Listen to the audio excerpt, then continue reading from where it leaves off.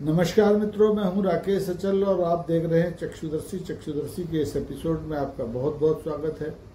ये एपिसोड बहुत महत्वपूर्ण तो नहीं है, लेकिन महत्वपूर्ण इसलिए है कि इसमें हम उन लोगों के बारे में बात करने जा रहे हैं जो सरकार के संरक्षण में धर्मदूत बने हुए हैं, धर्म के एम्बेसडर बने हुए हैं और उनके यहाँ जो जिस ढंग के आयोजन होते हैं, जिस ढंग के कार्यक्रम किए जाते हैं, उससे साल दर साल हाथ से बढ़ते ही जा रहे हैं। अभी ताज़ा मामला आया है कुबेरेश्वर का। कुबेरेश्वर धाम में एक पंडित प्रदीप मिश्रा हैं जो भगवान शिव की आराधना के लिए बड़ा मेला लगाते हैं और इसमें पिछले कई वर्षों से लाखों लोग पहुंच रहे हैं। क्योंकि हमारे यहाँ श्रद्धा और भक्ति का ज्वार आया हुआ है पिछले कुछ वर्षों से, तो यहाँ 1 लाख, 2 लाख, 2.5 लाख लोग पहुँचते हैं। और न तो खुद पंडित प्रदीप मिश्रा की तरफ से कोई व्यवस्था इन धर्मावलंबियों के लिए की जाती है और न सरकार इतनी भीड़ के लिए इंतजाम कर पाती है।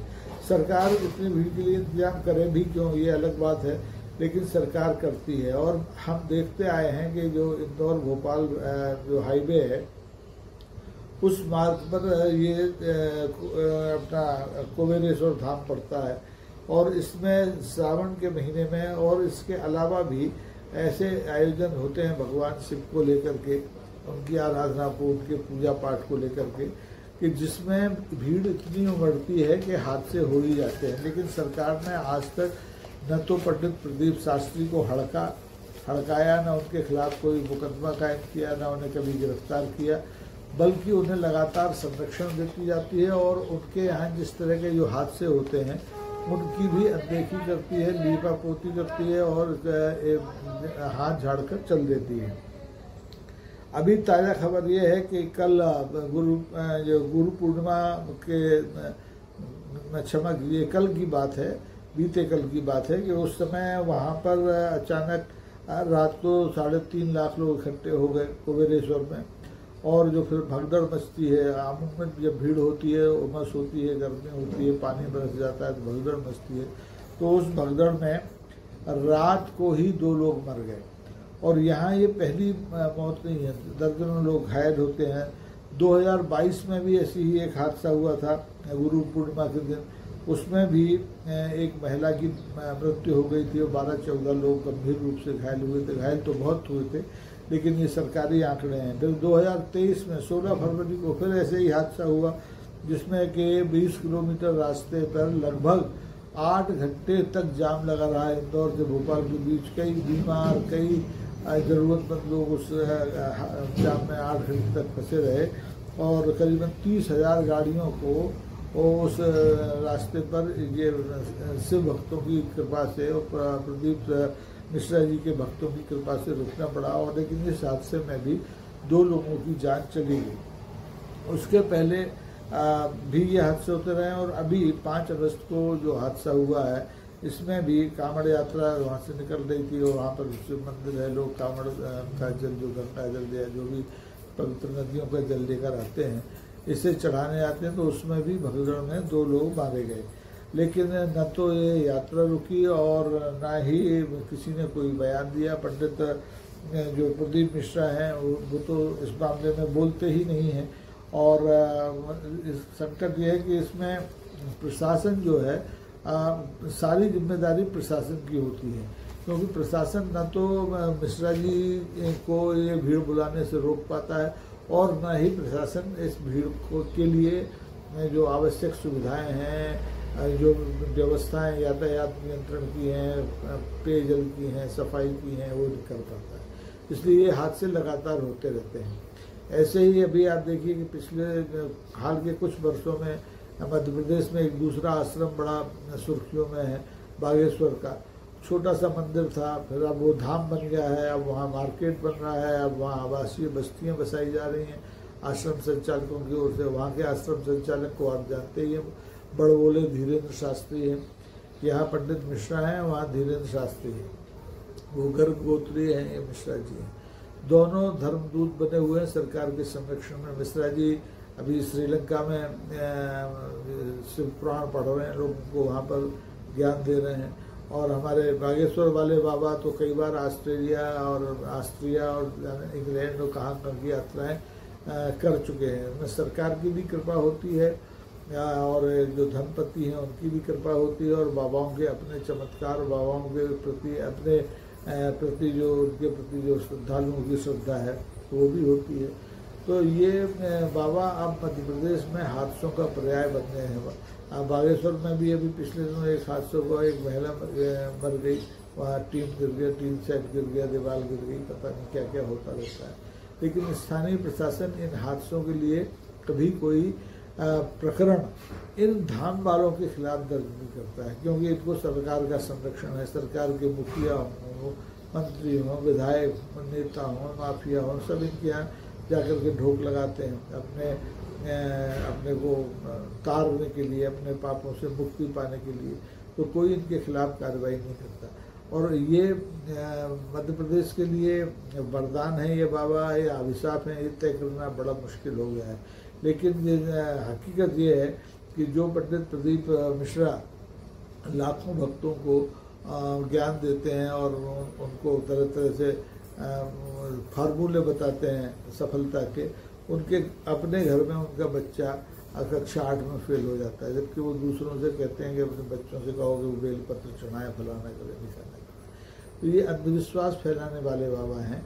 इन बाबाओं के ऊपर नज़र रखने की जिम्मेदारी हालांकि सरकार की होती है, लेकिन मध्य प्रदेश में देश के दूसरे हिस्सों की तरह डबल इंजन की सरकार है, हिंदूवादी सरकार है, भारतीय जनता पार्टी की सरकार है।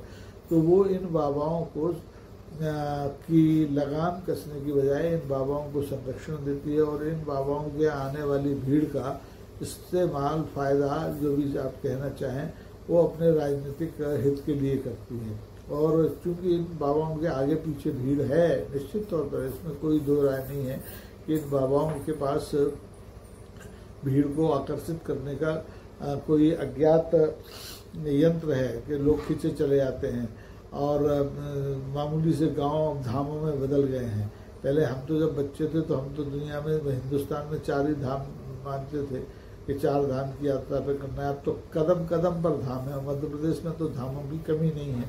तो ऐसे में ये जो ताज़ा हादसा 5 तारीख को हुआ है कुबेरेश्वर में, इसको लेकर के देखिए विधानसभा चल रही है, लेकिन मध्य प्रदेश की विधानसभा में किसी ने इसके लिए इस्तीफा दिया, ना वहाँ के किसी पुलिस वाले के खिलाफ, ना वहाँ के प्रशासन के खिलाफ कोई कार्रवाई नहीं की। सब ये मानकर चलते हैं कि ये हादसे तो होना ही है और जो इसमें मर रहे हैं उनकी आ गई होगी। तो सरकार काहे के लिए जिम्मेदारी ले? सरकार काहे को प्रदीप मिश्रा को दोषी ठहराए कि वो ऐसे इतने बड़े बड़े आयोजन बिना इंतजाम के अपने यहाँ कर लेते हैं? तो ये अब एक स्थायी समस्या है और इसके स्थायी समाधान की ज़रूरत है। लेकिन दुर्भाग्य और दुख की बात यह है कि मध्य प्रदेश की सरकार इन हादसों को लेकर को लगातार होने वाले हादसों के बाद भी सचेत नहीं हो रही है। उज्जैन में आप देखें, उज्जैन में महाकाल में हादसे हो ही जाते हैं। कभी हमारे किसी देवी मंदिर पर हादसे हो जाते हैं, सकलन माता के मंदिर पर हादसे हो जाते हैं। तो मध्य प्रदेश की सरकार और ये धर्मदूत मिलकर के मध्य प्रदेश की जनता को धार्मिक बनाने में तो लगे हुए हैं, लेकिन व्यवस्थाएं करने में नाकाम साबित हो रहे हैं। मध्य प्रदेश में अभी बड़ी संख्या में, हजारों की संख्या में स्कूल नहीं है, सड़कें गांव में नहीं है, पीने का पानी नहीं है, स्कूलों में शौचालय नहीं है, फर्नीचर नहीं है।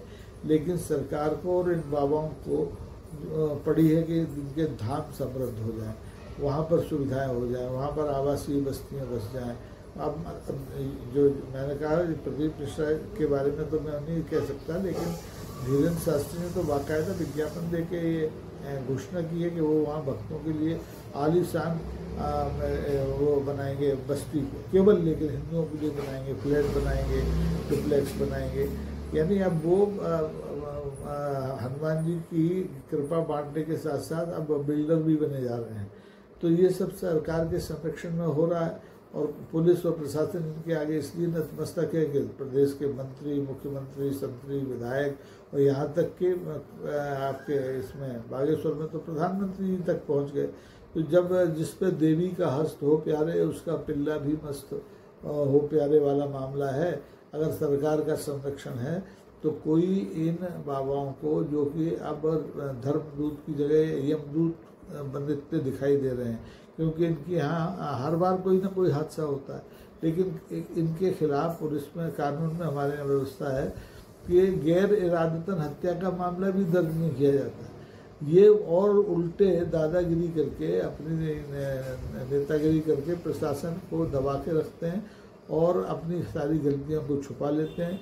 जो हादसे होते हैं उनके लिए श्रद्धालुओं को जिम्मेदार ठहरा देते हैं और हाथ झाड़ के चल देते हैं। इनके यहाँ न कभी ईडी का छापा पड़ता है, न इनके यहाँ सीबीआई जाती है, और न इनके खिलाफ किसी अदालत में कोई मुकदमा सुना जाता है, क्योंकि ये सबसे ऊपर हैं। इनके यहाँ चूँकि प्रधानमंत्री ढोक लगा रहे हैं, इनके यहाँ चूँकि मुख्यमंत्री ढोक लगा रहे हैं, इनके यहाँ इलाके के मंत्री ढोक लगा रहे हैं, विधायक ढोक लगा रहे हैं, तो इन्हें किसी का डर नहीं है।